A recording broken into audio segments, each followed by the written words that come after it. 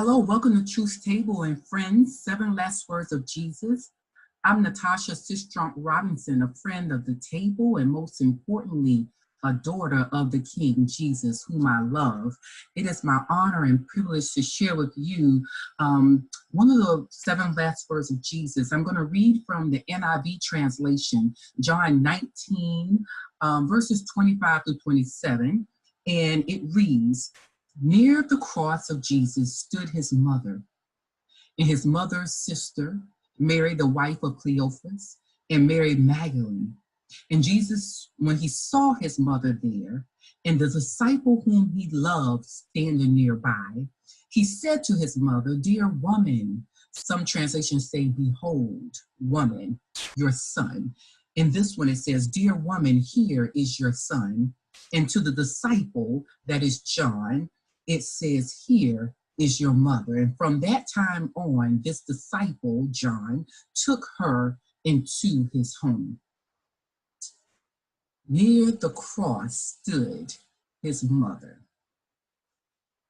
Mary, and a whole bunch of women. And what I love about this part of the 7 last words is that we see Jesus not just as God, but we see Jesus in his full humanity, caring about the human needs of his mother. One of the things we learn in the Old Testament and in this particular culture is that women were often, especially when they were widowed, they were destitute, but their value was attached to the men that were in their lives. So a woman gained value by getting married. She gained more value or rose in society as she had more children. And so particularly more male sons. And so it was the responsibility, if she were to become a widow, which we believe that Mary was at this time, that her male sons would then take care of her. Her male sons were her insurance policy. And so Jesus, being the first male, the oldest son, did not negate his responsibility to his earthly mother when he was on the cross, suffering for us. And that is so critically important because we see here Jesus as he prepares to transition, and he's saying that he's going, and he said to us by then that he was going to prepare a place for us, to prepare a home. In fact, he was concerned about his mother having a home. He was concerned about his mother having a home. And so what we see here is John, who was among Jesus' 3 closest friends. John, James, and Peter, they were allowed to see things and do things with Jesus that the other 9 of the 12 disciples were not able to do. And so we know that John has receipts, so to speak, that John has proven himself faithful, that John constantly refers to himself in this gospel as the one that Jesus loves. He is the beloved of God. And so Jesus, in picking John, is saying, I understand that you are faithful, you are loyal, you're responsible. I'm giving you a huge responsibility. In fact, I'm passing on my responsibility to you.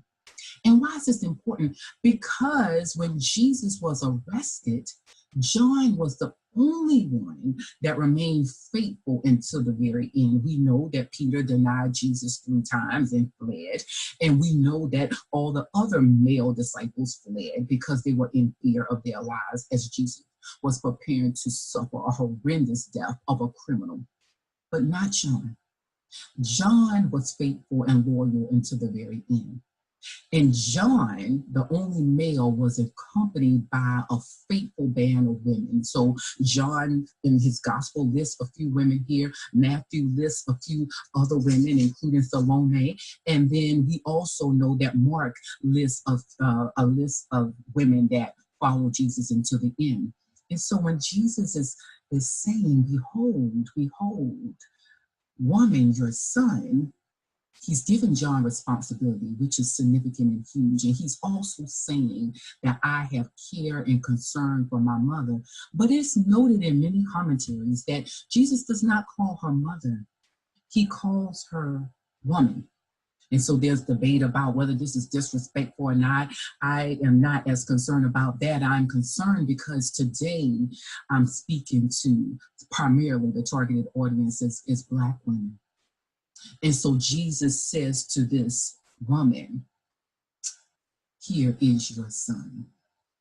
He says to this woman, I have made provision for you. He says to this woman that I see you. He says to this woman that I have care and concerns about the things that you care and are concerned about.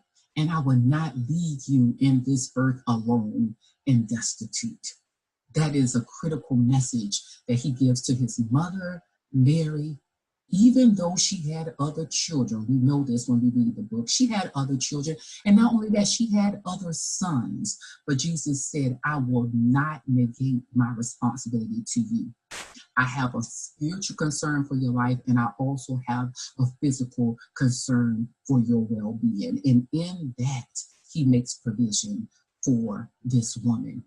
So you, Black women, you who suckle nations at your breast, you who follow Jesus until the very end, you who are consistent in your prayers and in your suffering and in your perseverance, know that Jesus looks down from the cross and he says, I'm acquainted with your suffering.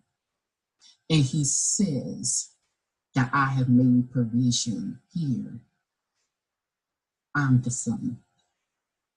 And I am going to prepare a home for you, but I will ensure that you are not left without a home.